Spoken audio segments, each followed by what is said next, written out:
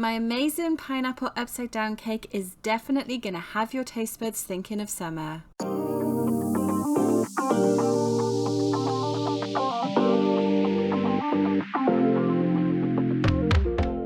Hey bakers, it's Angela from Bake Angel and I'm really excited to share quite a special recipe with you today. This is actually the very first cake that I ever made. It's a pineapple upside down cake and I made this back in school a long time ago. I'm really excited to share it with you and to hear what you think, and also make sure you let me know in the comments what was the first cake that you ever baked. I'd love to hear what your first bakes were. So as you can see, I'm just going ahead and I'm starting to make my cake batter. We're using equal quantities of self-raising flour, plant-based butter and sugar, and it's 100 grams of each of those. We're also adding 2 eggs, which you just saw me beat in the bowl, and also 1.5 tablespoons of pineapple juice.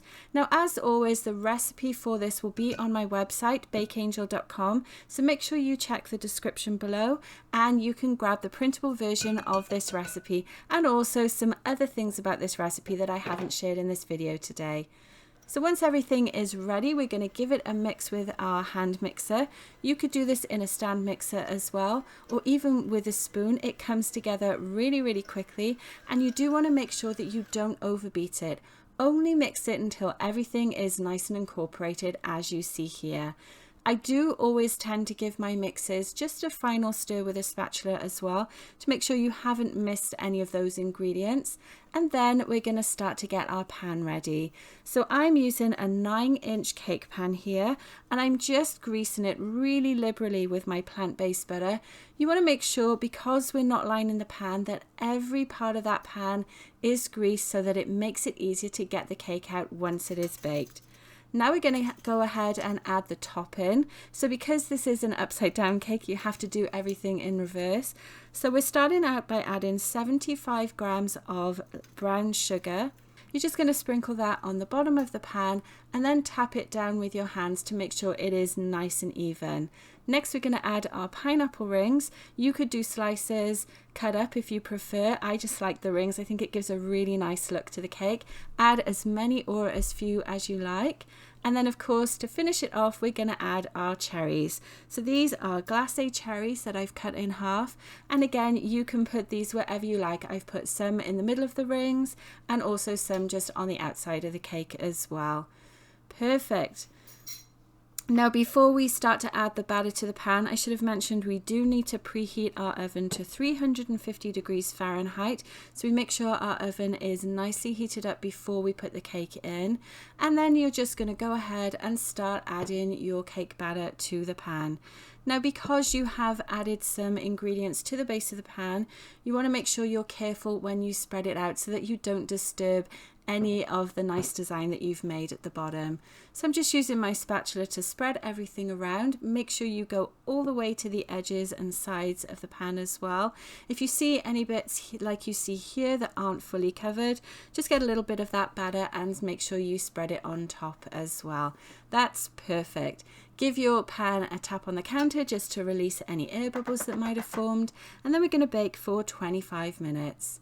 Now, once it's done, you can see here it's nice and golden brown. You can see it's come away from the edge of the pan slightly as well, which means it's baked perfectly.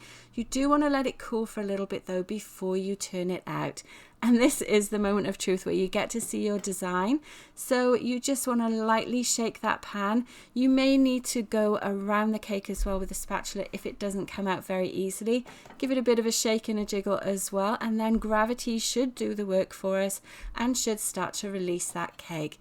Let's have a look. So this looks pretty good actually. You can see it has stuck in a few places, so I probably should have greased it a little bit extra, but it still looks perfect too. I really like the caramelized color that it's got from the brown sugar, and the pineapple design looks perfect as well.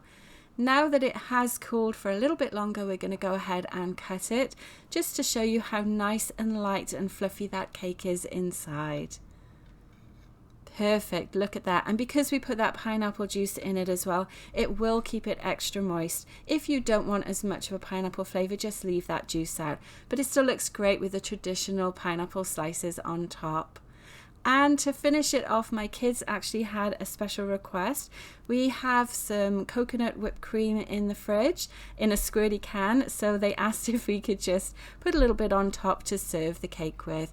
You could also serve this with just regular whipped cream or even ice cream, and of course don't forget to put the cherry on top as well. So there we go, that's our really easy dairy-free pineapple upside down cake. I really hope you've enjoyed watching this. As always, make sure you check out my website for the full recipe, and I look forward to seeing you on the next bake along. Thanks for watching.